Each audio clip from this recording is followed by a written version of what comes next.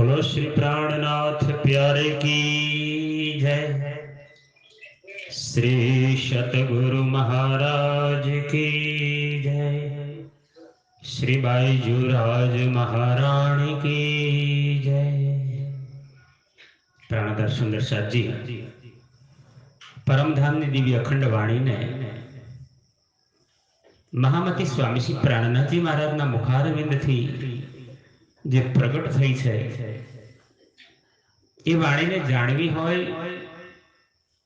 अने समजवी होय, हृदय में लेवी होय तो ए परमधाम ना स्वरूप ने प्रार्थना करवी पड़े छे कि तमारा हृदय में रहेली बातोनी अर्थो अमारा हृदय में प्रगट थाय। अमे तो संसारना अज्ञान जीव छीए, तमे कृपा करी अमने ब्रह्म सृष्टि बनावी शको छो। तो सर्वप्रथम आज श्रीमुख वाणी ना वाणी चर्चा तालीम प्रसंग ने शुरू करता पहला परमधाम ने दिव्य स्वरूप में आपणे मंगलाचरण करीशुं।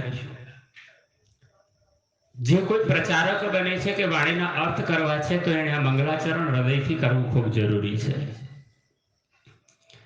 प्रथम लागो दोई चरण को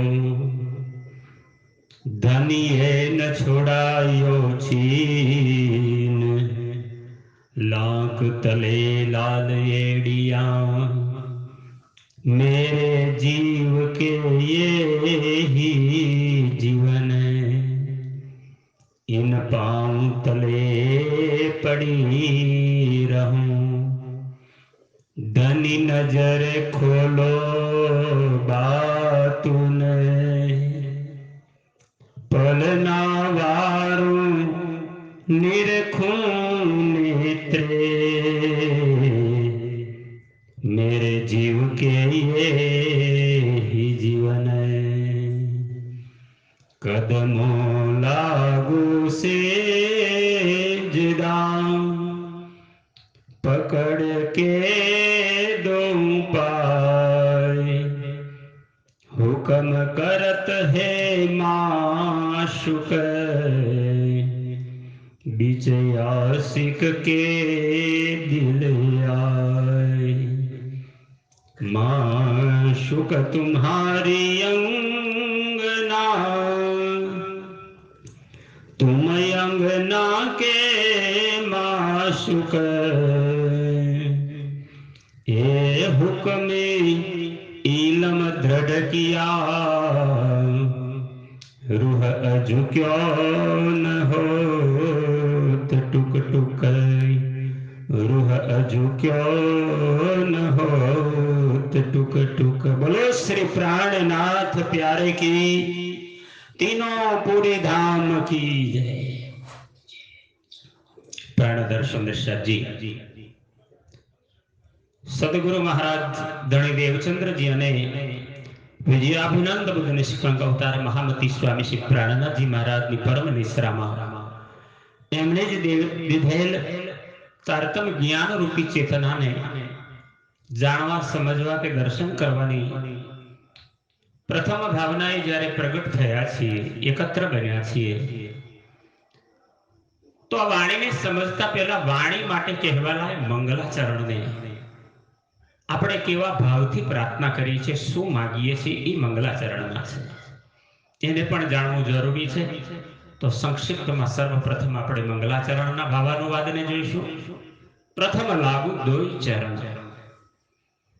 પરમધામની અંદર મૂળ મિલાવામાં હજારો કમળની પાંખડીઓ ઉપર કંચન રંગનું સિંહાસન અને એ સિંહાસન ઉપર યુગલ સ્વરૂપે परमधाम श्री राजी और श्री ठकुराणी जी आनंद स्वरूपा श्री श्यामा महाराणी बैठा है। हृदयस्थ ध्यान करिए, स्वरूप ने चित्त में लईए अने प्रणाम करवा जईए छे तो विचार करिए प्रणाम थाय क्या? प्रणाम चरणों में ज होय, पण ज्यां दृष्टि करे छे तो आपणे तो 12,000 ब्रह्म सृष्टि छीए। अपना आगेवान श्यामा महाराणी छे तो सर्वप्रथम आज्ञा ने कृपा तो श्यामा महाराणी नी जोए। तो एक ब्रह्म आत्मा ना रूप में इंद्रावती नी आत्मा श्यामाजी ना चरणों में હાથ જોડી મસ્તક નામાવતા કહે છે, પ્રથમ લાગુ દોઈ ચરણ કો. સિંહાસનની સન્મુખ જોવે છે તો ચોકી બે છે, બે ચોકીમાં એક ચોકી પર એક જ ચરણ હતો, એ રાજ્યનો હતો. અને રાજ્યનો બીજો ચરણ એમણે બીજાના પોતાના ડાબા પગ ઉપર ધરીને રાખ્યો છે. તો એક ચોકી પર એક જ ચરણ હતું. બીજી ચોકી પર દ્રષ્ટિ કરી તો બંને ચરણ એની પર સુંદર દ્રશ્યમાન થતા હતા. અને બ્રહ્માત્મા એ ચરણોને દર્શન કરતા જ અંદરથી પ્રગટતી એક એક આનંદની ઉર્મિઓને અનુભવવા લાગે છે. અને ત્યારે હૃદયના ભાવથી ઇન્દ્રાવતીની આત્મા બોલે છે, પ્રથમ લાગુ દોઈ ચરણ કો ધની ન છોડાયો છે. રાજ્યને પ્રાર્થના કરે છે કે તમે કદાચ છૂટી જાઓ, માયાનો ખેલ છે ને, પણ મારા શ્યામાજીના ચરણ ના છૂટવા દેતા. આ રાજ્યને પ્રાર્થના કરે છે, પ્રથમ લાગુ દોઈ ચરણ કો ધની ન છોડાયો છે. અને જ્યારે ચરણો તરફ દ્રષ્ટિ કરીને, કયા ચરણ? તો એ તરફ એમના ચરણોમાં દ્રષ્ટિ કરીને તો પહેલું ચરણનું નામ જ આવતું હતું આચરણ. શ્યામા મહારાણીનું આચરણ છે ને, એ આચરણના દર્શન કરી રહ્યા હતા. ચરણ નહીં, હવે આચરણ બન્યું છે. એણે પગલે આપણ ચાલીએ, એ પગલા છે પરમાણ સુંદર સાથજી. અને જ્યારે શ્યામા મહારાણીના દિવ્ય ચરણોમાં જ્યારે દ્રષ્ટિ કરી તો એમના ચરણોની લાલીમાની મહિમા કેવી રીતે ઇન્દ્રાવતી બતાવી શકે. અને ત્યારે એ પાવ એમનો છે ને એટલો કોમળ, એટલો નૂરી, એની લાલીમાં એના નખની શોભા, કાંબી, કડલા, એમની એક એક આંગળીઓની અંદર રહેલા માછલી કહીએ આપણે, અંગૂઠાના વેડ કહીએ, એ બધા સિનગારો એકબીજાની સાથે તમે સ્વરૂપમાં ગાઓ છો. રોશની પટકે કરી અવકાશ મેં, એક એક માંથી નીકળતી એક એક નંગના રંગ તરંગો આકાશની અંદર એકબીજા સાથે યુદ્ધ કરે છે. આપણે સ્વરૂપમાં બોલીએ છીએ, રોશની પટકે કરી અવકાશ મેં ચરણ ભૂષણ જામી જાય. કોના વર્ણન કરી રહ્યા છે, કોની શોભા છે, આ નૂર ક્યાંથી આવે છે? અને ત્યારે એ નૂર જોયું ને તો શ્યામા મહારાજના ચરણ હતો ખરા, પણ ચરણની બરાબર મધ્ય ભાગની અંદર લાંક હતો, થોડો ખાડો હતો, થોડો વળાંક હતો. અને એ લાંકની ઉપર વારી જાય છે ઇન્દ્રાવતી અને કહે છે, એ લાંક તલે લાલ એડિયા. પોતાના હાથ શ્યામાજીના ચરણોની નીચે મૂકી દીધા, ચરણની રજ પ્રાપ્ત કરે છે, ચરણ દર્શન કરે છે. શ્યામાજીના ચરણોને હાથમાં લઈ આંખમાંથી અશ્રુથી એને સ્પંદન કરે છે, એને ધોઈ રહ્યા છે. અને કહે છે, ત્યાં લાખ તરે લાલ એડિયા, મેરે જીવ કે યહી જીવન. અમે સંસારની અંદર આજે આપને ઓળખ્યા ને તો અમારા પ્રાણ જ આપ બન્યા છો. તુમ આએ સબ આરિયા, દુઃખ ગયા સબ દૂર, એ સુખ મુખ સે ક્यों કહું, જો ઉદિયા મૂલ અંકુર. ઇન્દ્રાવતીની આત્મા જે અનુભવ કરે છે અને પછી એ ચરણોનો મહિમા જોયા પછી ધણીના ચરણો પાસે સ્પર્શ કરે છે. ધણીની દ્રષ્ટિ શ્યામા મહારાણી તરફ હતી, પણ જેવા ઇન્દ્રાવતી એમના ચરણોને સ્પર્શ કરે છે તો રાજ્ય મહારાજની દ્રષ્ટિ ઇન્દ્રાવતી બાજુ ગયા ને તો સ્વાભાવિક દેહનું એક પ્રકૃતિ છે. ડાબી બાજુ જોઈ રહ્યા હતા, જમણી તરફ સન્મુખ જોવા ગયા ને તો ભૂલમાં પગની ઉપર રાખેલો પગ હતો એ પાછો ચોકી પર જવા લાગ્યો અને સીધા જે ચોકીની નીચે ઇન્દ્રાવતીએ પોતાના હાથ હસ્તકમળ ધરી રાખ્યા હતા અને રાજ્યનો ચરણ પાછા ઇન્દ્રાવતીના હાથમાં આવ્યો. અને ત્યાં ઇન્દ્રાવતીથી એ અનુભૂતિને વાણીના રૂપમાં એમણે પ્રગટ કરી. ઇન પાઉ તલે પડી રહું, બોલો શ્રી પ્રાણનાથ. શ્યામાજીના ચરણોએ તો પરમધામનું સુખ અને આનંદ આપી દીધા, પણ આ બ્રહ્મ જ્ઞાન, આ બ્રહ્મવાણી એ તો રાજ્યના હૃદયની વાત છે, એ તો શ્યામાજી નતા જાણતા. અને એટલે ત્યાં પ્રાર્થના કરે છે, ઇન પાઉ તલે પડી રહું, ધની નજર ખોલો બાતુને. આપે જે વાણી અર્પવાના છે એના બાતુની અર્થ તો ધણી આપની પાસે છે, આપના વગર જગતમાં કોઈ નથી જાણતું. તો આપ કૃપા કરી અમારી પર એવા મહેર વરસાવો, એવી દયા કરો કે આપના હૃદયની અંદર આપનું હૃદય જ બોલબેલાવો છે, એ ખિલવત ખાનું છે, એની અંદર અમને સમાવી લો. અંદર રહેલા આપના પ્રેમના ભાવ, પ્રેમની ઉર્મિઓ અમને અર્પો કે અમારા પડદા ખુલી જાય અને જ્ઞાન તારતમ્ય જ્ઞાન બને, અંધકાર દૂર કરી પ્રકાશ કરાવનારું, જગતને છોડાવી પરમધામની મુક્તિ આપનારું મળે એવા અમને પડદા રહસ્ય ખોલાવો. એ વાણી કેવી છે એના મંથન કરીએ અમે તો એનો સાર તમારે આપવાનો છે. એ સાર સમજી શકીએ એવી બુદ્ધિ આપજો. અને એટલે કે છે ઇન પાઉં તલે પડી રહું, ધની નજરે ખોલો બાતુને.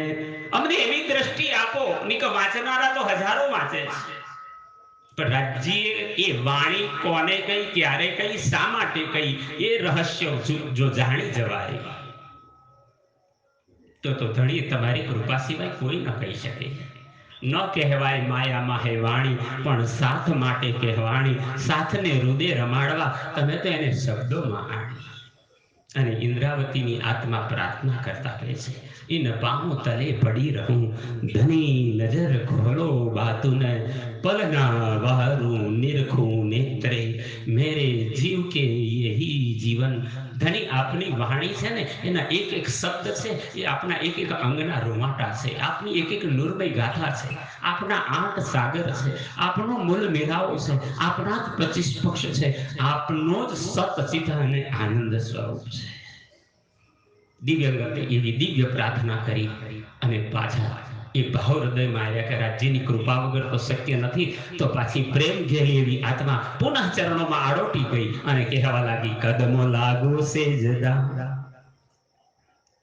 હમણાં હૃદયની પ્રાર્થના હતી, હવે તનની પ્રાર્થના છે.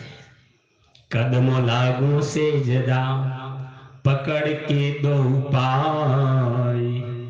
હવે બંનેના ચરણ પકડ્યા છે, એકના નહીં, રાજ્ય અને શ્યામા મહારાણીના.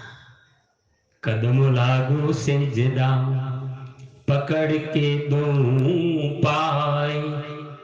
હુકમ કરત હે માશુક, બીચ આશિક કે દિલ આય. આપને લીલાનું મહત્તમ ખબર હોવી જોઈએ કે પરમધામમાં આશિક અને માશુક કોણ હતું અને આજે આ સંસારમાં આશિક અને માશુક કોણ છે. જો આ લીલા ભેદનો જ્ઞાન ન હોય તો આ વાણી કદી નથી સમજાતી કે વાણી હૃદયમાં પ્રગટ પણ થતી નથી. એટલે કે છે પ્રથમ લાગુ દોઈ ચરણ કો.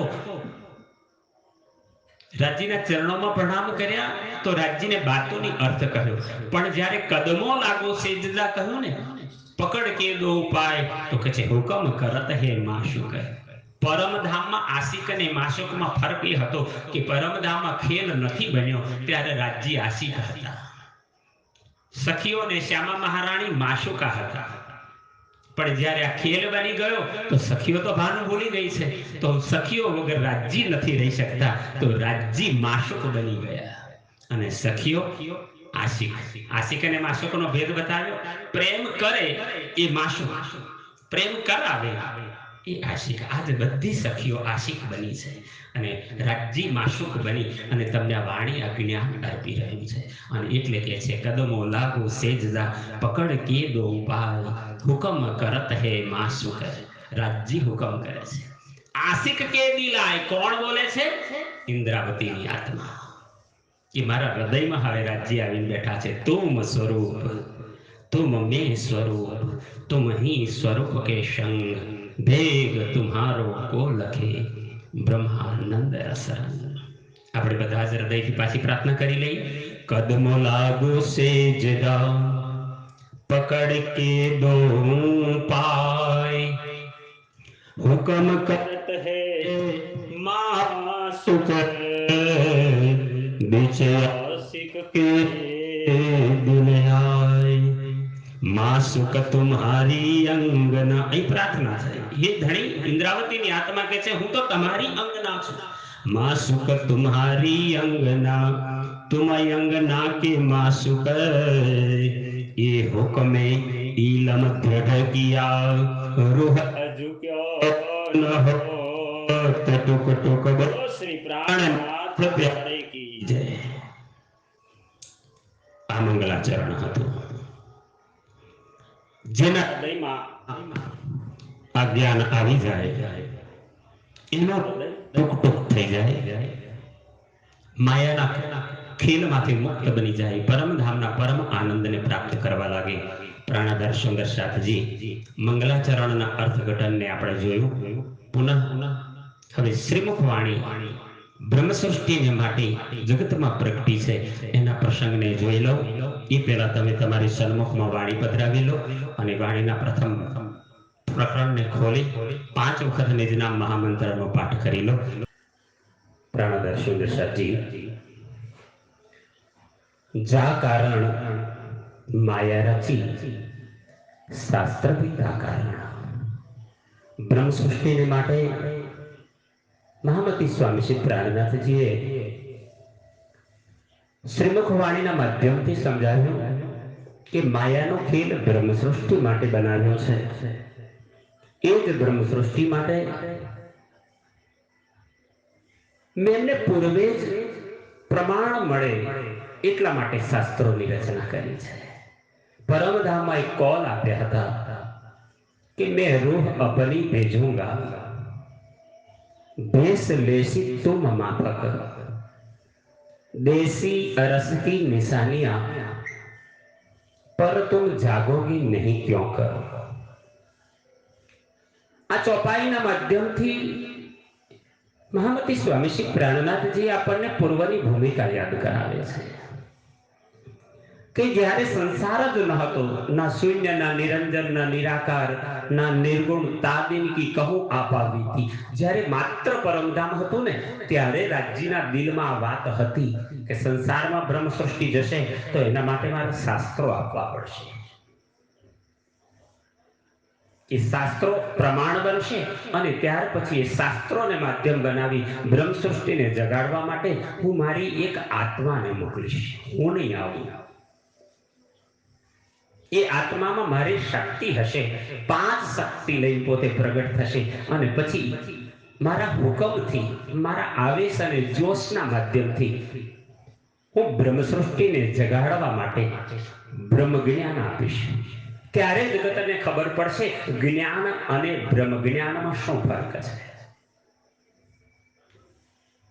પરમધામમાં જ બનેલી આ ઘટના મહામતી પ્રાણનાથજી બ્રહ્મ સૃષ્ટિને સમજાવે છે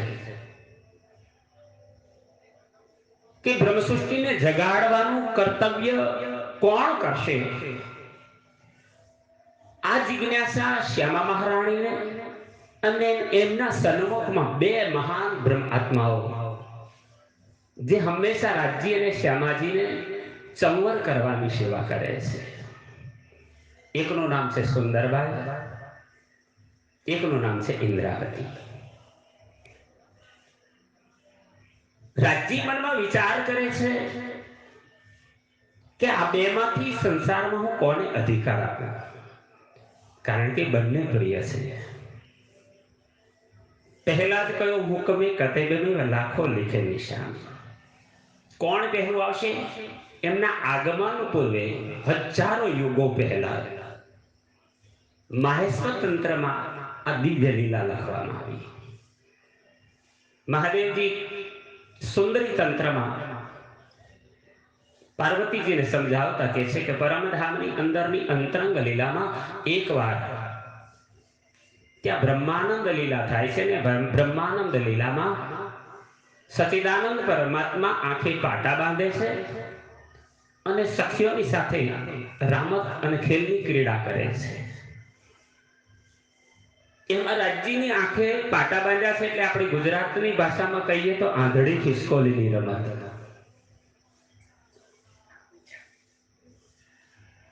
જેમાં એકના આંખે પાટે બાંધે છે અને પછી બીજા બાળકો એમની સાથે રમવા વાળા હોય એ આજુબાજુમાં દોડાદોડ કરતા હોય અને જેને પાટા બાંધ્યા છે એને પછી એમના અવાજ ઉપરથી, એમના શણગારના અવાજ પરથી, એમણે પહેરેલા કંકણ, કાંબી, ઝાંઝર, કાંબી, કડલા એ બધા એના અવાજને રાજ્ય ઓળખે છે.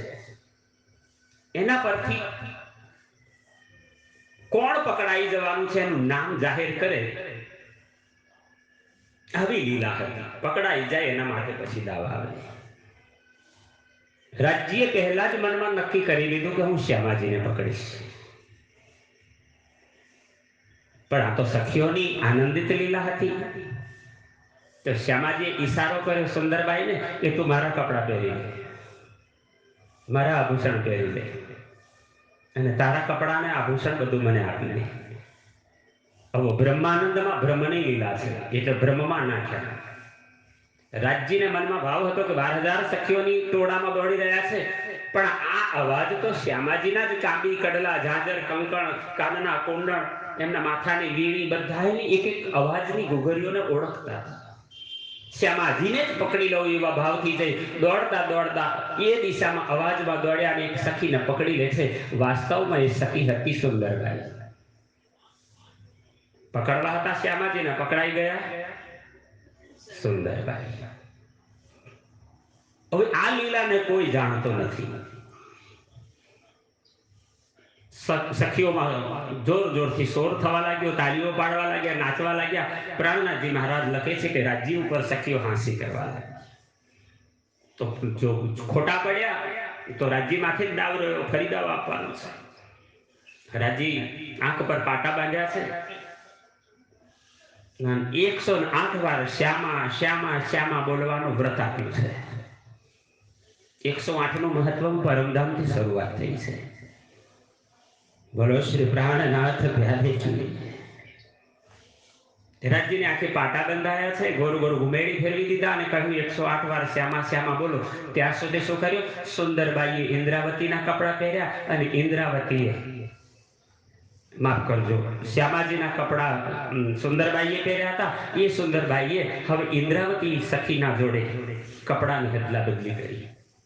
સુંદરબાઈ સાથે કરેલી છેતરામણીને કારણે મનમાં થોડો ગુસ્સો હતો, પ્રેમ પ્રવૃત્ત કરવો હતો. એટલે રાજ્યે હવે મનમાં વિચાર કર્યો કે હવે સુંદરબાઈએ મારી પાસે છળકપટ કર્યું તો હવે સુંદરબાઈને જ પકડી લઉં, એને માથે દાવ આવશે.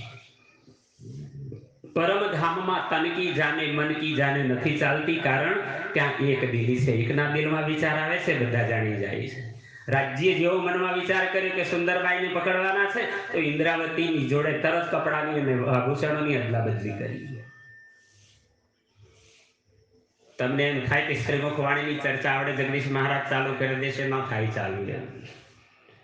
મકાન બનાવવું હોય ને તેનો પાયો જેટલો મજબૂત હોય એટલી ઊંચી દીવાલ થાય, એટલા ઊંચાઈ પર જવાય એટલી મજબૂતાઈ રહે. વાણીને લગતા સંબંધો જ્યાં જ્યાં છે, કદાચ ભાગ્યમાં હોય તો પહેલી ચોપાઈ પર પહોંચી જવાય, નહીં તો ઘણી લાંબી મજલ છે. આ વાણીને કારણે તો કઈ તિલ તિલ કપાવ્યા દેહ, એ વાણીને કારણે કઈ ભૈરવ જાપ ખાધા, એ વાણીને પામવા કઈ હિમાલય હેમ ગળાયા, એ વાણીને કારણે કઈ અનશન નેમ રાખ્યા, કોઈ કાશીમાં કરવત મુકાવ્યા તોય નથી મળી. એ વાણીનું મહત્તમ બતાવ્યું છે.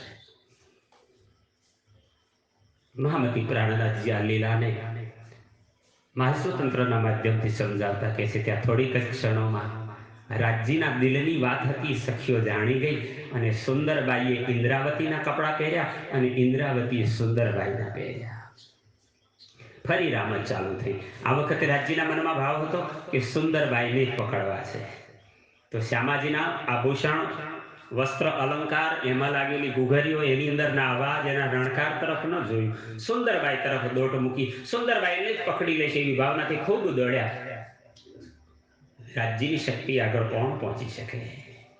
સખીઓ તો બધી પકડાવવા માટે જ લાલાહિત રહે છે. એટલે બહુ લાંબી ખેલ ન ચાલ્યો, કારણ કે બધા ઈચ્છતા કે રાજ્ય જેને પકડશે તેને આલિંગન આપશે, એને પ્રેમ કરશે અને આનંદ થશે. તો તરત જ પકડાઈ જવાનો આનંદ હતો. પકડાઈ ગયા. પકડાઈ જતા સુંદરબાઈ એટલું બોલાઈ ગયું, પણ સુંદરબાઈ ન હતા, એ ઇન્દ્રાવતી હતા. અને આ ઘટના પરમધામમાં બની. આ વાત સંસારની અંદર જ્યારે ખેલ બની ગયો, બ્રજની લીલા થઈ, રાસની લીલા થઈ, પણ આ બંને સ્વરૂપોમાં, બંને ખેલમાં, બંને લીલાઓમાં વાણી અવતરણને મહત્તમ હતું નહીં, એટલે આ લીલા ગોપનીય રહી. આ લીલા ગોપનીય રહી વ્રજ અને રાસમાં. પણ જ્યાં જાગણીનું બ્રહ્માંડ આવ્યું અને બંને સ્વરૂપ પ્રગટ થઈ ચૂક્યા છે, ઉમરકોટની અંદર મતુ મહેતા અને કુંવરબાઈની ત્યાં સદગુરુ દેવચંદ્રજી મહારાજના રૂપમાં પરમધામના શ્યામા મહારાણી શ્યામા અવતાર. હવે વિચાર કરજો, શ્યામાજીને સંસારમાં આવવાનું હતું તો સુંદરબાઈ બનીને કેમ આવ્યા? તો કહ્યું બીના કારણ કારજ ના હોય. પરમધામમાં કપડા બદલ્યા એટલે સુંદરબાઈ બનીને આવવું પડ્યું. બોલો શ્રી પ્રાણનાથ. નહીં તો દેવચંદ્રજી છે કોણ? સુંદરબાઈ શ્યામા અવતાર છે. ઉમેદાના હોય પૂરણ તાકારણ ફેર કે શ્યામાજી આવી. શ્યામાજીને આવવાનું હતું તો એમની અંદર સુંદરબાઈ ક્યાંથી ઘૂસી ગયા? જો પરમધામમાં કારણ કારજ બન્યું હતું. હવે સુંદરબાઈ આવી ગયા છે. એ હવે ધણીની શોધમાં નીકળ્યા છે, પણ યોગ્ય સમય નથી આવ્યો. એ સમય આવેની રાહ જોવાતા હતા. અને પ્રાણનાથજી કે છે આવ્યો એ પવિત્ર ઘડીએ પવિત્ર ક્ષણ સંવત 1675ની સાલ ભાદરવો મહિનો રે કૃષ્ણ પક્ષનો પુરુષોત્તમ પ્રગટ્યા રે પશ્ચિમ દેશમાં. નવતનપુરી ધામ જામનગરમાં કેશવ ઠાકુર અને માતા ધનબાઈની ત્યાં મહામતી પ્રાણનાથજીનું પ્રગટન થાય છે. આપના પ્રગટન બાદ આપની અવસ્થા 12 વર્ષ 2 મહિના અને 10 દિવસ થાય છે. ત્યારે વિતકના અંદર પ્રસંગ આપે છે કે અજબાઈ જે ગાંગજીભાઈના દીકરાની વહુ છે એ આમંત્રણ આપવા જાય છે કે અમારી ઘેર સદગુરુ આવે છે. મેઘબાઈને કહેવા માટે ગઈ છે. આ વાત મહારાજ ઠાકુરના નામે પરમધામ ઇન્દ્રાવતીની આત્મા સાંભળી રહી છે. એ જ ક્ષણે સદગુરુને મળવાની કામના જાગે છે. 4 દિવસ સુધી કામના પૂર્તિ ન થઈ, 5મા દિવસે દર્શનની ભૂમિકા બની છે. આપણે જાણીએ છીએ કે પ્રથમ મુલાકાતે જ દેવચંદ્રજી એમના સ્વરૂપને ઓળખી જાય છે. બહાર એક બાળકના રડવાનો અવાજ સાંભળે છે. દેવચંદ્રજી પૂછે છે કોણ રડે છે? ત્યારે મોટો ભાઈ ગોવર્ધન ઠાકોર ઊભા થઈને કહે છે મારો નાનો ભાઈ આજ હટ કરીને પાછળ આવ્યો છે, મારી પાસે લઈ આવો. બાલ વય વસ્તુ આવત સો હોવે પૂરણ કાજ. આ વિતકમાં પ્રસંગ આપ્યો છે લાલદાસજી. અને જેવા મહારાજ ઠાકોરના રૂપમાં પરમધામની ઇન્દ્રાવતીની આત્મા નિજાનંદ સ્વામી સદગુરુ દેવચંદ્રજીની સમીપમાં આવ્યા ને, આવતા જ ઓળખી ગયા. પહેલા સીધા નામથી જ ગોવર્ધન ઠાકોરની આત્માનું નામ નતું ઓળખાવ્યું, પણ ઇન્દ્રાવતીને પ્રમાણિત કરી દીધું લાલદાસજી મહારાજે. આઈ કે ચરણો લગે, આઈ કે ચરણો લગે તતક્ષિણ હૃદય મીને આવી બેઠી જાગ્રત બુદ્ધ. તમને એમ થાય વાણી ક્યાંથી આવી? તો પ્રમાણ. 12 જ વર્ષની ઉંમર છે, 2 મહિના અને 14મો દિવસ છે. અને જેવા દેવચંદ્રજીના ચરણોમાં પ્રણામ કરવા માટે પહોંચ્યા ને, એ જ ક્ષણે પરમધામની સંપૂર્ણ શક્તિનું અવતરણ મહારાજ ઠાકોરમાં દેવચંદ્રજીના સાનિધ્યમાં થઈ ગયું. એટલે વિતકમાં લખવું પડ્યું લાલદાસજીને કે આઈ કે ચરણો લગે તતક્ષિણ. હજુ મંત્રના રૂપમાં નથી આપ્યા, તોય જ્ઞાન એમના હૃદયમાં આવી ગયું. ઉપદેશ નથી સાંભળ્યો, પ્રવચન નથી સાંભળ્યું. આઈ કે ચરણો લગે તતક્ષિણ હૃદય મીને આઈ બેઠી જાગ્રત બુદ્ધિ. પરમધામની જાગ્રત બુદ્ધિ. હવે ભૂલતા નહીં, જાગ્રત બુદ્ધિ કોણ છે? જેને પરમધામની પછીનું એક ધામ છે, એનું નામ છે અક્ષરધામ. અક્ષરધામમાં અક્ષર ભગવાનને પણ રાજજી અને એમની લીલાને પરમધામને જાણવાની ઈચ્છા છે. અક્ષર મન ઉપજી આસ દેખું ધનીજી કો પ્રેમ વિલાસ. એ અક્ષર ભગવાન એમની જે બુદ્ધિ છે એને રાજ્યની લીલા અને જાણવાની જિજ્ઞાસા છે. તો એ બુદ્ધિ રૂપી શક્તિને ફિરસ્તો નામ કર્યું છે. ફિરસ્તા એટલે એક પ્રકારની દિવ્ય શક્તિ. અક્ષર ભગવાનમાં પણ અનંત શક્તિઓ છે, એમાંની એક શક્તિ, એનું નામ હતું અસરાફીલ. નામ છે અસરાફીલ. અને એ અસરાફીલ હવે પરમધામની ગલી ગલી કૂચી કૂચીમાં મૂળ મેલાવામાં બધે ભ્રમણ કરી આખું પરમધામ જોઈ આવ્યા. એ અક્ષર ભગવાનનું જાગ્રત બુદ્ધિનું સ્વરૂપ છે, જેનું નામ છે અસરાફીલ ફિરસ્તા. એ બધે જોઈ અને જેવા નીકળ્યા તો સદગુરુના માધ્યમથી સદગુરુ પરમધામના સ્વરૂપે શ્યામા સ્વરૂપે આવ્યા છે. સદગુરુ સુંદરબાઈ બનીને આવ્યા છે. પણ એમના હૃદયમાં જે જાગ્રત બુદ્ધિ પ્રગટ થઈ છે તારતમ્યના રૂપમાં, એ સીધી જ જેમ આપણે બ્લૂટૂથથી અહીંનું સંગીત બીજા ઇન્સ્ટ્રુમેન્ટમાં સાંભળી લો છો વગર વાયરે, એમ સદગુરુના હૃદયમાં રહેલું જ્ઞાન જેન્ડર દ્વારા જેમ સેન્ડ કરી દઈએ એક મોબાઈલમાંથી બીજા મોબાઈલમાં, એમ સદગુરુના હૃદયમાં રહેલું સંપૂર્ણ જ્ઞાન મહામતી પ્રાણનાથજીના હૃદયમાં એ જ ક્ષણે જ્યારે એમણે પહેલી વાર પ્રણામ કર્યા, તતક્ષણ હૃદય મિને આઈ બેઠી જાગ્રત બુદ્ધિ, પરમધામની જાગ્રત બુદ્ધિ. હવે ભૂલતા નહીં, જાગ્રત બુદ્ધિ કોણ છે? જેને પરમધામની પછીનું એક ધામ છે, એનું નામ છે અક્ષરધામ. અક્ષરધામમાં અક્ષર ભગવાનને પણ રાજજી અને એમની લીલાને પરમધામને જાણવાની ઈચ્છા છે.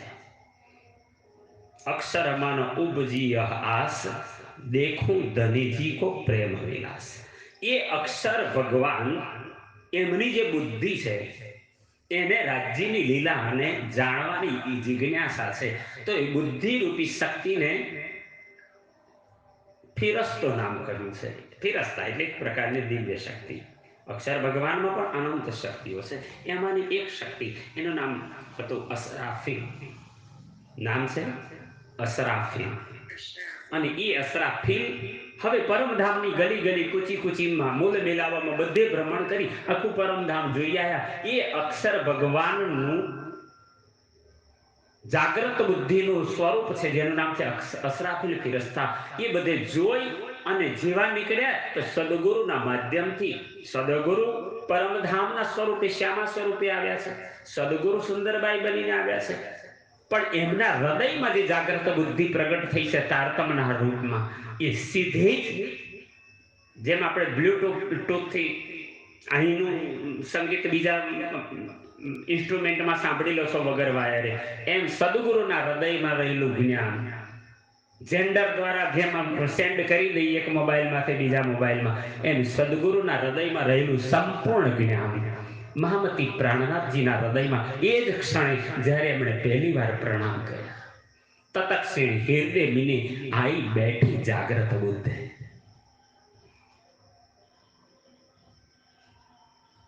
હવે લીલા એવી બને છે, સમય વીતતો જાય છે, નિત્ય સદગુરુ લીલા કરે છે, રોજ વાણી ચર્ચા થાય છે. પરમધામ, બ્રજ, રાસ આ બધા સ્વરૂપોને સાક્ષાત જોઈ જોઈને વર્ણન કરે છે. પણ મહારાજ ઠાકોરની આત્માને દેખાતો નથી, એવી પણ લીલા આવે છે. તો એમણે ઉતરતે આહાર ઘટાયા, રહ્યા પૈસા ભરદોઈ. ખાવા પીવાનું છોડ્યું, પત્નીના વસ્ત્રો અલંકાર હતા એ પણ અર્પણ કરી દીધા, મિત્રો સાથે બોલવાનું બંધ કર્યું. એક સમય આવ્યો, મૃત્યુની સમીપ પહોંચી ગયા, શરીર સુખાઈ ગયું. તબ સુખ ચલા આકાર સોય, શરીર આખું સુકાઈ ગયું. એ સંજોગોમાં મહામતી પ્રાણનાથજી મહારાજની લીલાને લાલદાસજી વિતકમાં વર્ણન લખે છે કે સદગુરુએ જ પછી એમને બતાવ્યું કે આ સ્થાન, આ ગાદીનો મહિમા છે. મને પરમધામ દેખાય છે, એમાં તારો કોઈ અવગુણ નથી.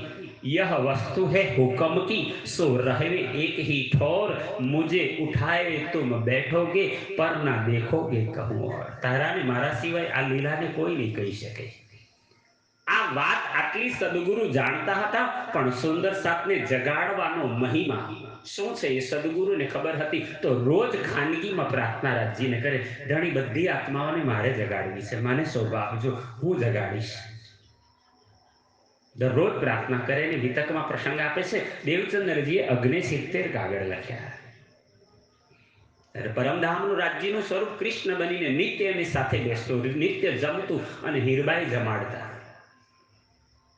એક દિવસે હીરબાઈને અભિમાન થયું છે કે હું જમાડું છું એટલે પરમાત્મા જમે છે. એક દિવસે દેવચંદ્રજીને અભિમાન થયું કે હું નહીં જાઉં ત્યાં સુધી પરમાત્મા મને મૂકીને નહીં જાય.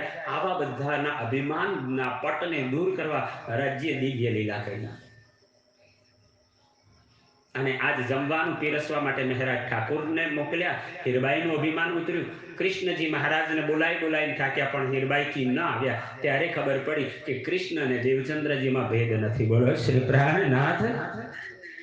અનેક લીલાઓ છે, હું સંક્ષિપ્તમાં બધી થોડી થોડી બતાવવા માટે કોશિશ કરીશ. અને એમ કરતા કરતા જ્યારે દેવચંદ્રજી પાટલા ઉપર આવીને બેઠા, એ જ ક્ષણે કૃષ્ણજી પણ આવીને બેસી ગયા. ત્યારે જ આજે દેવચંદ્રજી મનમાં સંકલ્પ કર્યો 69 કાગળ વાળો કે આ તો જવાબ લેવો જ છે. એમને એમ જવાબ નથી દેવા. 70 દિવસ 3 મહિના સુધી જવાબ ના આલે થોડું ચાલે.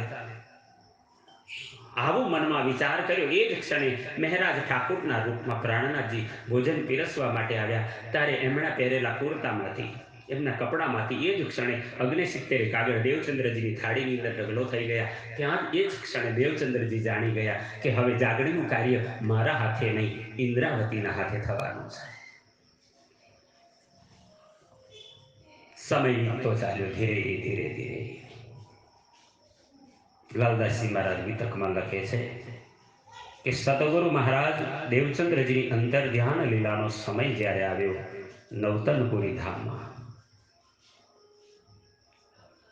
દેવચંદ્રજી મહારાજ મહારાજ ઠાકુરથી વિયોગ થયો છે, જુદા પડ્યા છે. પ્રાણનાથજીને બોલાવવા માટે વાલબાઈને મોકલે છે. 3 વાર ગયા. ત્યારે મહારાજ ઠાકુર અને દેવચંદ્રજીનું મિલન થયું અને મિલન પછી 22 દિવસ અને 22 રાત સુધી એમની પરમધામની અંતરંગ લીલાઓની ચર્ચા ચાલી, એકાંતમાં હતી. એટલે લખ્યું વાણીમાં, હવે તમે આવ્યા છો એકાંત, સંસાર દશા થઈ સ્વાંત. દુનિયાની વચ્ચે હતા ત્યારે આ લીલા પ્રગટ ન થઈ. દુનિયાથી દૂર થઈ ગયા, એકાંતમાં પહોંચ્યા. ધણી અને ધણિયાણી બે જ રહ્યા. ત્યારે એમણે કહ્યું, જ્યારે ધણી ધણવટ કરે ત્યારે બલવેરી ના હરે, વળી ગયા કામ સરાડે ચડે, મન ચિતવ્યા કારજ સરે. અને એ જ દિવસે દેવચંદ્રજી મહારાજે મહારાજ ઠાકુરને, જેને પ્રાણનાથ કહો છો, જેને ઇન્દ્રાવતી કહો છો, એની ઓળખાણ આપી. એ સુંદર સાથ, આ ઇન્દ્રાવતી છે કોણ? સાક્ષાત શ્રી ઇન્દ્રાવતી, તારતમનો અવતાર, વાસના હોસી સો વલગસી, ઇન વચનો કે પ્રકાર. જ્યારે દેવચંદ્રજી મહારાજના મુખારવિંદથી આ વાણી પ્રગટી, ત્યારે પ્રાણનાથજીને સમજાયું કે હું ઇન્દ્રાવતી છું. તો પ્રાણનાથજી મહારાજ એમને પૂછે છે કે હું ઇન્દ્રાવતી છું, તો તમે કોણ છો? ત્યારે દેવચંદ્રજી પોતાના સ્વરૂપની ઓળખાણ આપી, હું શ્યામા અવતાર છું. મેં ઇન્દ્રાવતી કે અંગે સંગે, શબ્દ પકડજો બરાબર. મેં ઇન્દ્રાવતી કે અંગે સંગે, इंद्रावती है मेरो अंग, जे अंग सौंपे इंद्रावती ने, ताई प्रेमे रमाडू रंग. બહુ ગુજ રહસ્ય છે, આખી દુનિયા નથી જાણી શક્યા. તમે નસીબદાર તો સાંભળી લો. પરમધામના શ્યામા મહારાણી સ્વયં ઇન્દ્રાવતીને સંભળાવે છે કે હું શ્યામાજી છું. મેં ઇન્દ્રાવતી કે અંગે સંગે, હે ઇન્દ્રાવતી, હું તમારા અંગમાં અને સંગમાં રહીશ. જ્યારે તમારી અંદર માત્ર સંસારની લીલા કાર્યનો ભાવ હશે, ત્યારે હું 5 સ્વરૂપની શક્તિ સાથે હશે. તમારી અંદર 5 શક્તિઓ કાર્ય કરતી છે. ધનિકા જોશ, આતમ દુલ્હી, નૂર, હુકુમ, બુદ્ધ, મૂલ, વતન. એ 5 મિલ ભરી શ્રી મહામત. પણ આપ જ્યારે પરમધામના રાજ્યના માત્ર સ્વરૂપ પર હશો, ત્યારે મારી જે શક્તિ છે શ્યામા સ્વરૂપા, એ શક્તિ તમારા અંગમાંથી નીકળી સંગમાં જતી રહેશે. હે મહારાજ, તમે મહારાજ છો ને, તો પ્રાણનાથ નિજ મૂલપતિ શ્રી મહારાજ સુનામ. હે મહારાજ, તમે પ્રાણનાથ બનશો. પણ તેજ કુંવર શ્યામા યુગલ કો, પલ પલ કરું પ્રણામ. હે ઇન્દ્રાવતી, મારી પરમધામની શ્યામા સ્વરૂપા શક્તિ છે, એ ફૂલ કુંવર અને તેજ કુંવરના રૂપમાં અંગમાં નહીં, હવે સંગમાં ચાલી જશે. એટલે કહ્યું, મેં ઇન્દ્રાવતી કે અંગે સંગે, ઇન્દ્રાવતી હે મેરો અંગ, જે અંગ સોંપે ઇન્દ્રાવતીને, તાઈ પ્રેમે રમાડું રંગ. જે મને એની આત્મા સોંપશે, દરેક આત્માઓને હું પરમધામના રંગથી રમાડીશ, પરમધામના આનંદથી એને આનંદિત કરીશ, પરમધામનું સુખ એને આપીશ. આમ વાત નિર્મિત બની. પછી દેવચંદ્રજી મહારાજનું સંવત 1712માં ધામગમન થયું. ધામગમન થયા પછી એમના સ્થાન પર બધા જ સુંદર સાહેબની માન્યતા પ્રમાણે બિહારીજીને ગાદી પર બેસાડવામાં આવ્યા. બિહારીજી ગાદી પર બેઠા મહામતી પ્રાણનાથ જેને કહીએ છીએ, મહારાજ ઠાકોરની પૂર્ણ નિષ્ઠા શ્રદ્ધા બિહારીજી પર સ્વયં સાક્ષાત દેવચંદ્રજીના રૂપમાં છે, એમને ભેદ નથી લાગતો. પણ પ્રાણનાથજીમાં પરમધામના પહેલેથી જ કેટલી દિવ્ય શક્તિઓ હતી એની ઓળખ સુંદર સાથને અને બિહારીજીને પણ હતી. તો મનમાં હંમેશા ડર રહ્યા કરતો હતો કે મારામાં કાંઈ નથી, આનામાં પૂર્ણતા છે, તો એક દિવસ આ મારી ગાદી લઈ લેશે. અને એવા ભાવથી બિહારીજી હંમેશા કંઈક ને કંઈક છળકપટ કરતા. એમાં પોતાના સદગુરુની પાછળ ભંડારો કરવાની નિષ્ઠા કરી મહામતી સ્વામી શ્રી પ્રાણનાથજી મહારાજે. પણ આજના જમાનાના સાધુ સંતો ગુરુ મહારાજોની જેમ નહીં, ઉઘરાણું કરવાનો વિચાર ન કર્યો, ફંડફાળો કરવાનો વિચાર ન કર્યો. એમણે કહ્યું, હું કમાઈશ, મારી જ સંપત્તિથી મારે મારા સદગુરુની સેવા કરવી છે, તો એ સેવાનો લાભ હું બીજા કોઈને નહીં આપું. એ કાર્ય મોકો કરના હૈ જરૂર, વાણીમાં લખ્યું હોય. આ કાર્ય મારે જ કરવું છે, કોઈની પાસે કરાવવું નથી. અને પહેલી વાર નીવ મૂકી કે આપણા ધણીને રીઝાવવા આપણે જાતે પ્રેમ કરવો પડે, એને પ્રેમ કરવા વાળો નોકર ના રખાય. બોલો શ્રી પ્રાણનાથ. શ્રીજી મહારાજે દિવ્ય લીલાને હૃદયમાં લીધી. જામનગરની અંદર એમણે દિવાનગીરી માથે લીધી અને દિવાનગીરીમાંથી જે પગાર પૈસા મળતા તો એના થકી પછી ઘરની અંદર ધીરે ધીરે બધું રાશન છે, અનાજ છે, લોટ છે, ખાંડ છે, ઘી છે, સુંદર સાપની સેવા માટે એમના કાપડ, વાઘા વસ્ત્ર, બિહારીજીને માટે પણ સોનાની ચેન લાવ્યા છે, એમને ગમતી એક એક વસ્તુ અલંકારો લાવ્યા. ગાંગજીભાઈનો દીકરો, એને પણ સોનાની કટારીની ચાહના હતી, તો એના માટે સોનાની કટારી. તો આ બધું પ્રાણનાથજી પોતાની આવકમાંથી ધીરે ધીરે એકત્રિત કરે છે. અને આ વાત પછી બિહારીજી જાણી જાય છે. જાણ્યું કે આટલો મોટો ભંડારો કરશે, દુનિયાભરમાં જયઘોષ થશે, નામના એ કમાશે, મારી પ્રતિષ્ઠા રહેશે નહીં, તો મારી ગાદી જોખમમાં પડશે. બોલો શ્રી પ્રાણનાથ. અને ત્યાર પછી બિહારીજીએ, આ તો પરમધામની લીલા હતી. બિહારીજી ખોટા ન હતા, પણ પ્રાણનાથજીને મહાન બનાવવા હોય, શ્રેષ્ઠ બતાવવા હોય, તો હીરાને એરણ પર ઘસાવવું પડે છે. જો નંગ બનીને જડાવવું હોય તો, ફૂલને અત્તર બનવું હોય તો ઉકળતી કડાઈમાં ઉકળાવવું પડે છે. અહીં ઘડી પરમધામની શક્તિને પણ આ લીલાઓમાંથી પસાર થવું પડે છે. પછી આપણે જાણીએ છીએ કે પ્રાણનાથજી મહારાજને ચોર તરીકે રાજ દરબારમાં ચોરી કરવાના ઈરાદા પર એમની પર ફરિયાદ કરવામાં આવી. જાણ્યા વગર રાજાએ મહારાજ ઠાકુર અને સામળિયા ઠાકુર હાજર હતા, બંનેને પકડી ગયા. ભંડારાનો સામાન હતો, રાજ દરબારમાં લઈ ગયા. પણ ઘટના એવી ઘટે છે કે જેવા બંનેને પકડી ગયા એ જ દિવસે અમદાવાદના રાજા કુતુબ ખાને નવાનગર એટલે જામનગર ઉપર ચડાઈ કરે છે. એ જ દિવસે જાહેરાત થઈ તો ન્યાય કરનારો કોઈ ન રહ્યો. રાજા, પ્રધાન, દીવાનો બધા જ લડાઈમાં ચાલ્યા ગયા. આપણે ઇલેક્શન આવે ત્યારે આચાર સંહિતા લાગી જાય. અહીં લડાઈ થઈ તો આચાર સંહિતા લાગી ગઈ, એટલે બધા કાર્ય ઠપ. તો ન્યાય કોણ કરે? તો પ્રાણનાથજી મહારાજ અને સામળિયા ઠાકોરને નજરકેદમાં બંધ કરવામાં આવ્યા. ધીરે ધીરે ધીરે ધીરે તમે એ અગાધ સાગર જે આખા જગતને મુક્તિ આપવા માટે આવી રહ્યો છે ને, એ અમૃતના સાગર, જેની અંદર અનંત સાગરો પણ સમાઈ જાય તો એના એક બુંદ બરાબર ન બની શકે, એવા દિવ્ય તારતમ સાગર તરફ આપણે ધીરે ધીરે જઈ રહ્યા છીએ. એ કેટલા અણમોલ છે, કેટલા દિવ્ય શક્તિઓ ભરેલી છે, શું માતમ છે એનું. પ્રાણનાથજી મહારાજે પદ્માવતીપુરી ધામમાં જઈને કેમ કહેવું પડ્યું કે ઘુમટ મેરા ધામ બનેગા, જન જન કી મુક્તિ કા દ્વાર. ઘુમટ સ્થાન બનશે, પણ હું ઘુમટ કરતાંય મારા દર્શન કરવા હોય ને તો હું ક્યાં મળીશ? મેં વાણી મેં સાત સંગ મેં તેરે પુર મેં બેરા. હું વાણીમાં દર્શનના રૂપમાં હું પ્રત્યક્ષ બેઠો હોઈશ. અને એ વાણીનું માતમ અહીં હવે પ્રગટ થવાની થોડી ક્ષણો બાકી છે. લાલદાસજી મહારાજે વિતકમાનું સુંદર વર્ણન લખ્યું છે કે પોતાનો કોઈ ગુનો નથી, સેવા કરવાની જ ભાવના કરી છે, અને તોય આજે નજર કેદમાં બંધ થયા છે. કોણ જાણે ક્યારે શું થશે.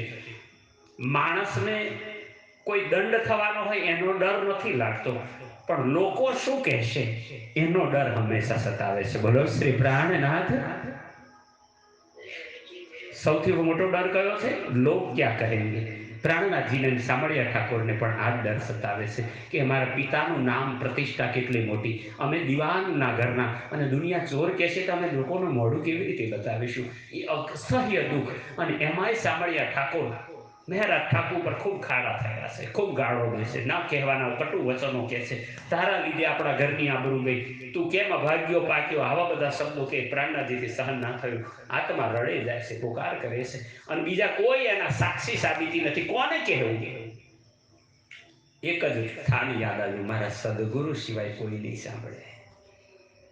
બસ એ હૃદયગત આંખોમાંથી વહેતા આંસુ સાથે પોતાના સદગુરુને પ્રાર્થના કરે છે. સદગુરુ, દેહથી તો તમે નથી, પણ વિશ્વાસ કરો છું. તમે જ કહેતા હતા મેં ઇન્દ્રાવતી કે અંગે સંગે, તો સદગુરુ એકવાર પ્રગટ થઈ ગયા,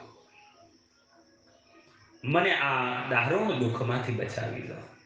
બસ તમારી એક અપેક્ષા છે કે તમે જ આવશો.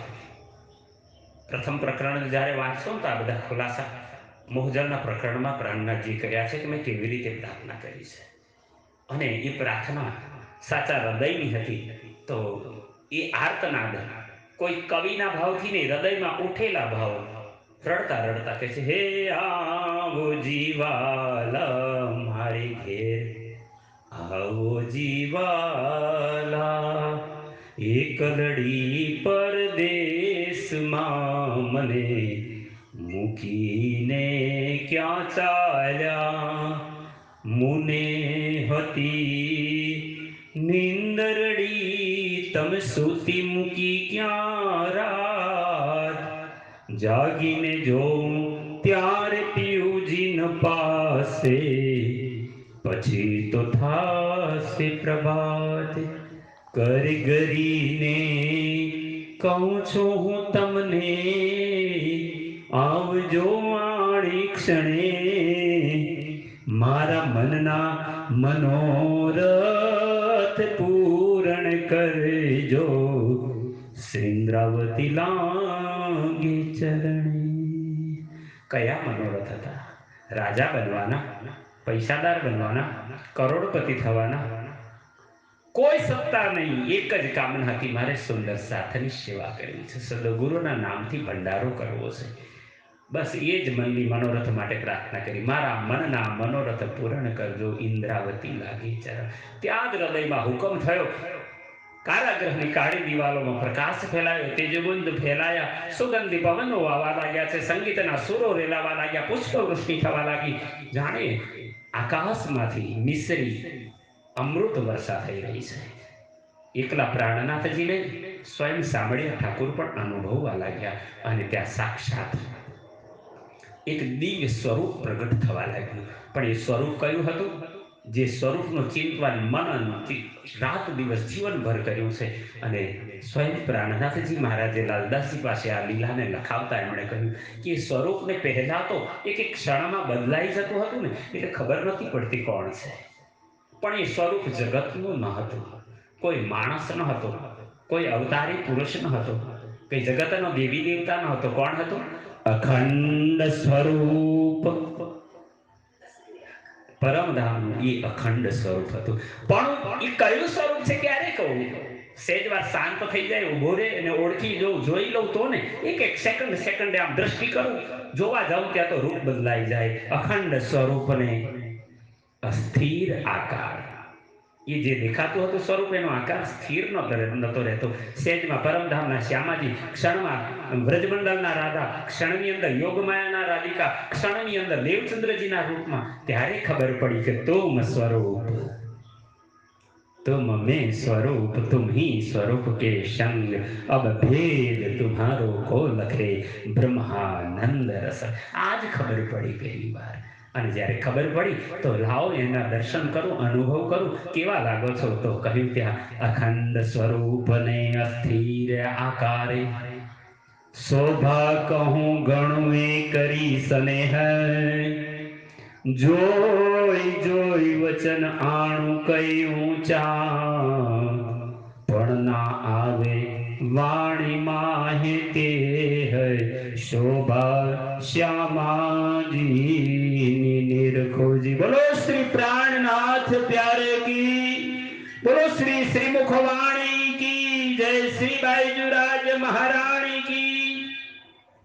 પરમધામના સાક્ષાત આનંદ સ્વરૂપા શ્યામા મહારાણી નામ દઈ દીધું એમને, શોભા શ્યામાજીની નિરખોજી. આ કોણ હતા? એ રાધા, એ જ શ્યામા, એ જ દેવચંદ્રજી. એ મારા માટે શ્યામા અવતાર હતી. અને એટલે આખી દુનિયા જ્યારે આ વાણી હવે પ્રગટ થવાઈ રહી છે ને, એ વાણીને બધા પ્રાણનાથજીની વાણી કહે છે ને, તો પ્રાણનાથજી કહે છે ના ના ના, મારું નામ ના દેતા, એ તો શ્યામાજીની રસના છે. બોલો શ્રી પ્રાણનાથ, કારણ કે એમણે આપી છે. સર્વપ્રથમ વાણીનું ત્યાં અવતરણ થયું. પ્રાણાધાર સુંદર સાધજી સંસારના ભાગ્ય ખોલ્યા. હવે આ જ્ઞાનના પ્રતાપે, આ વાણીના પ્રતાપે સમસ્ત જગતના જીવોને પણ અખંડ મુક્તિ અને બ્રહ્મસૃષ્ટિને પરમધામનું અખંડ સુખ. ઇતહી બેઠે ઘર જાગે ધામ, પૂરણ મનોરથ હુએ સબ કામ. હવે પહેલી વાર એ દિવ્ય ઘડી આવી કે જેની જગત રાહ જોઈને બેઠી હતી. પ્રાણનાથજીના મુખારવિંદથી હબસા કારાગૃહની અંદર પ્રાણનાથજી મહારાજે એ દિવ્ય લીલાનો સમય પણ આપ્યો છે. સન 1657 થી 58 એક વર્ષ સુધી હબસા કારાગૃહમાં નવતનપુરી ધામ જામનગરની અંદર આ વાણીનો પ્રથમ આ ચોપાઈથી શરૂઆત થઈ અને વાણી પ્રગટન થવા લાગી. રાસ, પ્રકાશ, ખટરૂપી અને કલશની 2 ચોપાઈ અહીં અવતરણ થઈ છે. વિક્રમ સંવત 1714 થી વિક્રમ સંવત 1715ની સાલ, આ એક વર્ષની અંદર હબસા કારાગૃહ, જેને પ્રમોદપુરી એટલે જેલ આપણી ગુજરાતી ભાષામાં, જ્યાં કોઈને ગુનેગારોને પૂરવામાં આવતા હોય, પ્રાણનાથજીની નજરબંધી ત્યાં રાખવામાં આવી છે. એક વર્ષે રાજા જામ રાજા પાછા આવે છે અને ત્યારે તો પછી આગળ લીલા જાણીએ છીએ કે રાણીઓએ જ હકીકત કહી દીધી, આ સામાન્ય વ્યક્તિ નથી, કોઈ મહાપુરુષ છે કે આ પૂર્ણ બ્રહ્મ છે, પરમાત્માની શક્તિ છે. તમે એમને અજાણતા જોયા વગર તમે એમને જેલની અંદર પૂરીને ગયા. પણ આપણા ભાગ્ય હતા કે આપણી ત્યાં એક દિવ્ય લીલા બની, અહીં અખંડ વાણી ઉતરી અને અમે 1 વર્ષથી એમની સેવા કરીએ છીએ. રાણીઓ સૌભાગ્ય લઈ ગયા. કલ્પના કરો, જેના હૃદયમાં રાજજી બેઠા છે એને જમાડવા માટે રાણીઓ જતી હશે, એ રાણીઓએ કેવા પુણ્ય કર્યા હશે કે પરમધામની અંકુરી આત્માઓ ન હતી તોય પૂર્ણ બ્રહ્મ પરમાત્માની સેવા કરવાનો લાભ લઈ ગયા. પણ આજે આપણે આ વાણીની જ્યારે ચર્ચા કરીએ છીએ, આ વાણી 14 ગ્રંથોમાં છે. રાસ, પ્રકાશ, ખટરૂપી, કલશ, પછી પ્રકાશ અને કલશ બંને ગ્રંથોને ગુજરાતી અને હિન્દીમાં, અને ત્યાર પછી કિરંતન, સનંદ, ખુલાસા, ખિલવત, મારફત સાગર, પરિક્રમા, સાગર, સિંગાર, છોટા ક્યામતનામા, બડા ક્યામતનામા અને સિંધી, એમ 14 પ્રકારના 14 ગ્રંથોમાં 14 અંગ છે રાજી મહારાજના. જેમ આપણા શરીરના હાથ, પગ, કાન, માથું, છાતી જુદા જુદા અંગો છે, એમ પૂર્ણ બ્રહ્મ પરમાત્માના વાણીમય દેહ, વાંગમય સ્વરૂપ, જેમાં નૂર અને જ્ઞાન ભરેલું છે, એવા દિવ્ય સ્વરૂપનું પ્રગટન થાય છે. પ્રાણનાથ સુંદર સાધજી હબસા કારાગૃહમાં 1 વર્ષ સુધી રહ્યા પછી જ્યારે પ્રાણનાથજી નીકળ્યા બહાર, તો એ વાણી પહેલા તો દિવાલ ઉપર કોલસા દ્વારા સામળિયા ઠાકુરે લખી. 2 જ દિવસ સુધી વાણીને દિવાલ ઉપર લખવામાં આવી. સામળિયા ઠાકોરનું હૃદય પરિવર્તન થયું છે આ વાણી અને દર્શન પ્રગટ થતા. તો વાણીમાં લખવું પડ્યું, કાલે દિગ પથ્થર હતે એ ભી હુએ ટુક ટુક. સામળિયા ઠાકોરનું હૃદય કાળા પથ્થર જેવું હતું. બીજા અર્થમાં કહે તો જેલની દિવાલો હતી ને, એ પણ આ વાણીના પ્રગટન પછી એવી દિવ્ય તેજોમય બની ગઈ. જેના કઠોર હૃદય હતા એ નિર્મળ બની ગયા. આ વાણીનું પ્રથમ પ્રભાવ હતો. અને ત્યાર પછી રાણીઓએ સાંઈ, કાગળ, અંધરિયા બધાની વ્યવસ્થા કરી. બધી સંપૂર્ણ વાણી લખવામાં આવી. પણ એ વાણી બિહારીજી પ્રગટ ન થવા દીધી. પછી તો હજુ લીલાઓ બાકી છે. પ્રાણનાથજી મહારાજને પુનઃ એક વખત અમદાવાદની જેલમાં ફાંસીની સજામાં સુંદર સાથને બચાવવા માટે જવું પડ્યું. અને ત્યારે બાઈજીરાજ મહારાણીએ પ્રાર્થના કરી હતી કે ધની તમે જીવતા રહેશો તો સુંદર સાથ જીવતા રહેશે. અને કાનજીભાઈએ કુરબાની આપી. પોતે ફાંસી પર ચડવા માટે મહારાજ ઠાકોરના કપડાં પહેરી જેલની અંદર ગયા. જ્યારે પ્રાણનાથજી બહાર આવ્યા ને, તો સર્વપ્રથમ તેજ કુંવર હમણાં લગ્ન થયા છે 15 દાડા પહેલા, એવા તેજ કુંવર ઇન્દ્રાવતીની આત્મા મહામતી પ્રાણનાથજીને ધામધણી માને છે, સદગુરુ માને છે, પરમધામના રાજજી માને છે અને એમની પરિક્રમા કરતા પ્રાર્થના કરે છે, ધણી આપણું કર્તવ્ય તો પૂરું થયું, હવે સુંદર સાતની સેવા કરો. અને શું કહ્યું? દૈ પ્રદક્ષિણાયતિ ઘણી કરું હું દંડવત પ્રણામ, સૌ સાથના મનોરથ પૂરે જો મારા ધણી શ્રી ધામ. બોલો શ્રી પ્રાણનાથ પ્યારે કી જય, શ્રી બાયજુરાજ મહારાણી કી જય. અને બાયજુરાજ મહારાણીએ પ્રાર્થના કરી, પ્રાણનાથજીએ વાત દિલમાં લીધી, ત્યાંથી સીધા જ દીવ બંદર તરફ જવા નીકળ્યા. શ્રીજી મહારાજ વિતકમાં લખાવે છે, સંવત 1722ની સાલ દીવમાં શ્રીજી મહારાજ પહોંચ્યા. નાવમાં બેઠા છે, દીવ બંદર જતા રસ્તાની અંદર પુનઃ પાછા તોફાન આવ્યા છે, દરિયો તોફાની બન્યો, નાવ આમ તેમ ડોલવા લાગી. અને ત્યારે પ્રાણનાથજી મહારાજને પોતાનો ભૂતકાળ, માયાના પ્રભાવ, માયાની લીલાઓ, માયા સાથેના ત્રણ યુદ્ધ યાદ આવ્યા. કે આ બ્રહ્મવાણી સામાન્ય રીતે તરત નથી મળી જતી. આ માતાજીની શક્તિ નથી, ભૂવો માથે હાથ મૂકે પેલો ધૂણવા લાગે, એવો નથી. એ તો પરમધામના હુકમ વગર શક્ય નથી. हम तो हाथ हुक्म के हक के हाथ हुक्म, इत हमारा क्या चले, जो जानो तो करो कसम. રાજજી ને પ્રાર્થના કરે, ધણી કઈ એવી કૃપા કરો કે અમને આ બ્રહ્મ સૃષ્ટિનો માર્ગ મળે. અને લખ્યું ત્યાં, યાદ રાખજો બરાબર સમય, સંવત 1722ની સાલ.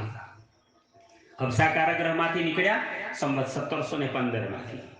7 વર્ષ પછી 5 પ્રકરણોનું અવતરણ દીવ બંદરમાં થયું.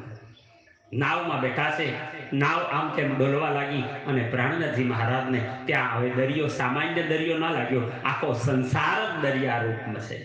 આ ભવ સાગર છે, આ દુઃખનો સાગર છે અને એ બધામાં માયા વ્યાપ્ત છે. માત્ર બ્રહ્મસૃષ્ટિ કે સુંદર સાત માટે નહીં, જગતના જીવો, દેવી દેવતાઓ, ત્રિગુણાદિ દેવ, નારાયણ સુધી કોઈ પણ બાકી નહીં, બધાની ઉપર આ માયાનો પ્રભાવ લાગેલો છે. એવા માયાના જગતમાં બ્રહ્મ સૃષ્ટિ આવી છે, એના માટે ત્યાં વાણી અવતરિત થવા લાગી. આપણે એક જ ચોપાઈ લઈશું. હવે પહેલા મોહજલની કહું વાત, તે દુઃખ રૂપી દિન રાત, દાવા નલ મલે કઈ ભાંત, તેની કેટલી કહું વિખ્યાત, તેની કેટલી કહું વિખ્યાત. બોલો શ્રી પ્રાણનાથ પ્યારે કી જય. આપ સદગુરુ આદિ મહાન બુદ્ધિના સાગર શ્રી વિજયાભિનંદ બુદ્ધિ નિષ્કલંક અવતાર મહામતી સ્વામી શ્રી પ્રાણનાથજી મહારાજ આ ગ્રંથને રાસ નામ આપે છે. રાસ એટલે પરમાત્માના ચરણ, રાસ એટલે રસ્તો, રાસ એટલે દોરડું, રાસ એટલે રસો વૈસહ, જેમાં બધા જ રસ મૂકેલા છે. રાસ ગ્રંથ અને નામ આપ્યું એટલે કે પરમાત્માના ચરણોમાં પ્રણામ કરી શરૂઆત કરે છે. રાસ ગ્રંથથી જ પરમાત્માના ચરણ મળે છે. તો ચાલો રાજ્યના ચરણોને સ્પર્શ કરી. તો ચરણોને સ્પર્શ કરતા એમણે કહ્યું, શ્રી શ્રી શ્રી રાસ ગ્રંથ પ્રારંભ મોહજલનું પ્રકરણ, જો હબસા મધ્ય ઉતરી સો સુર હોય. હવે પહેલા કહું મોહજલની વાત. આ સંસાર આખામાં માયાનું જગત, માયાનું બ્રહ્માંડ કહ્યું છે. આ બધે જ માયા વ્યાપ્ત છે. હવે પહેલા મોહજલ, એ મોહજલનું અર્થઘટન થોડાક દિવસ પહેલા જ મેં YouTube પર પ્રવચન મૂક્યું. મોહજલ એટલે જૂઠા જગતનો જૂઠો ખેલ, બ્રહ્મમાં નાખવાવાળો. પાણી કે ત્યાં પાણી ના હોય પણ પાણી દેખાય. સંસાર કેવો છે તો સુખ દેખાય પણ સુખ હોય નહીં, ત્યાં દુઃખ જ છે. સંસાર આખો દુઃખ રૂપી છે. એવા મોહરૂપી જલ જેવા સંસારની અંદર બ્રહ્મ સૃષ્ટિનું આગમન થયું, એની વાત સમજાવતા કે છે, હવે મોહજલની કહું વાત, તેતા દુઃખ રૂપી દિન રાત. ત્યાં બધો જ સમય દુઃખ સિવાય સંસારમાં કાંઈ છે નહીં, કારણ કે સંસારનું નામ જ છે દુઃખરૂપી સંસાર. હવે પહેલા મોહજલની કહું વાત, તેતા દુઃખ રૂપી દિન રાત, દાવા નલ બલે કઈ ભાંત. અગ્નિના અલગ અલગ પ્રકાર છે. એક આગ આપણા ચૂલામાં લાગે છે ગૃહાગ્નિ, એક આગ આપણા પેટમાં લાગે છે જઠરાગ્નિ, એક અગ્નિ પાણીમાં હોય છે. શિયાળામાં બરફ પડ્યો હોય ને તો બધી પ્રકૃતિમાં ઠંડક થઈ ગઈ હોય, પણ પાણીની અંદર હાથ લગાવો ને તો શિયાળામાં પાણી થોડું ગરમ હોય. એનું નામ છે વડવા અનલ. અનલ એટલે અગ્નિ. પાણીની અંદર પણ અગ્નિ છે, જે ખરેખર તો બુઝાવવાનું કામ કરે, પણ એમાં પણ એક અગ્નિ છે. અને ચોથા પ્રકારનો અગ્નિ બતાવ્યો દાવાનળ. જંગલોમાં લાગે, લીલું સૂકું જીવ જંતુ પશુ પંખી સરોવરોને પણ સૂકવી નાખવાની શક્તિ હોય, પ્રકૃતિ બધી જ બળી જતી હોય એવું આગ લાગી હોય એને દાવાનળ કહ્યો છે. અહીં પાણીમાં હોય છે. શિયાળામાં બરફ પડ્યો હોય ને તો બધી પ્રકૃતિમાં ઠંડક થઈ ગઈ હોય, પણ પાણીની અંદર હાથ લગાવો ને તો શિયાળામાં પાણી થોડું ગરમ હોય. એનું નામ છે વડવા અનલ. અનલ એટલે અગ્નિ. પાણીની અંદર પણ અગ્નિ છે, જે ખરેખર તો બુઝાવવાનું કામ કરે, પણ એમાં પણ એક અગ્નિ છે. અને ચોથા પ્રકારનો અગ્નિ બતાવ્યો દાવાનળ. જંગલોમાં લાગે, લીલું સૂકું જીવ જંતુ પશુ પંખી સરોવરોને પણ સૂકવી નાખવાની શક્તિ હોય, પ્રકૃતિ બધી જ બળી જતી હોય એવું આગ લાગી હોય એને દાવાનળ કહ્યો છે. અહીં પ્રાણનાથજી મહારાજ કહે છે સમસ્ત સંસારમાં દાવાનળ લાગ્યો છે, કોઈ બાકી નથી બચવાનો, કોઈને છોડવાનો નથી. ફરીથી ચોપાઈને ચરણને બોલાવું. હવે પહેલા મોહજલની કહું વાત, તે તાદુક રૂપી દિન રાત, દાવાનળ બલે કઈ ભાંત. કઈ ભાંત દાવાનળ હોત તો એક જ જાતનો, પણ તો કોઈ કેટલા પ્રકારના દાવાનળ લાગ્યા છે. આપણા જીવનની જેટલી ઘટનાઓને જોડીએ, ખાવા માટે દાવાનળ, પૈસા ભેગા કરવા એને હાચવવા દાવાનળ, કોકને આપવા જાવ દાન કરવા જાવ તોય દાવાનળ. રોકનારા કેટલા આવે, લેનારો હોય એ ચોર નીકળે. જ્યાં જાઓ ત્યાં એક જ પરિસ્થિતિ, માયાના પ્રભાવથી સત્ય જગતમાં નથી રહ્યું. દાવાનળ ભલે કઈ ભાંત. સો મેં કેટલી કહું વિખ્યાત, હું એનું કેટલું વર્ણન કરું, પણ આજ બતાવવું પડશે કે આ દાવાનળ કોને કોને બાળી રહ્યો છે, આ મોહજલમાં કોણ કોણ ફસાયા છે, આ માયાના ખેલના કોણ કોણ મોહરા છે. અને શ્રીજી મહારાજ કૃપા કરી સુંદર સાધજીને સમજાવવાના છે. શ્રીજી મહારાજની આ દિવ્ય લીલા, આ વાણી પ્રગટનના પ્રસંગને અત્યારે વિરામ આપીશું. પુનઃ પાછો આવતીકાલે આ જ સમય પર આપણે બધા જ મળી ધણીની કૃપાને પુનઃ પ્રાપ્ત કરવા પ્રાર્થના કરીશું. એ ધણી અમારા દિલની અંદર તમે બેસી અમારા દિલની અંદરના રહસ્યના પડદાને ખોલી આ વાણીને સમજાવજો. બોલો શ્રી પ્રાણનાથ પ્યારે કી જય, કૃષ્ણ કનૈયા લાલ કી જય, નવતનપુરી ધામ કી જય, સર્વ સુંદર સાથ કી જય. પીપળાતા કૃષ્ણ પ્રણામી મંદિર જગદીશચંદ્ર ભટ્ટ અને પરિવાર ના કોટી કોટી પ્રણામ. સાથે સાથે પદ્માબેન પટેલ અને અમારા ડોક્ટર ના ભૂલી ગયો પાછળ માનસી પટેલ ભાવસાર, અમે બધા સંયુક્ત રૂપે શ્રીજી મહારાજની વાણીની ચર્ચા સાંભળીએ. અમારા ત્રણેયના સર્વ સુંદર સાથના ચરણોમાં કોટી કોટી પ્રણામ.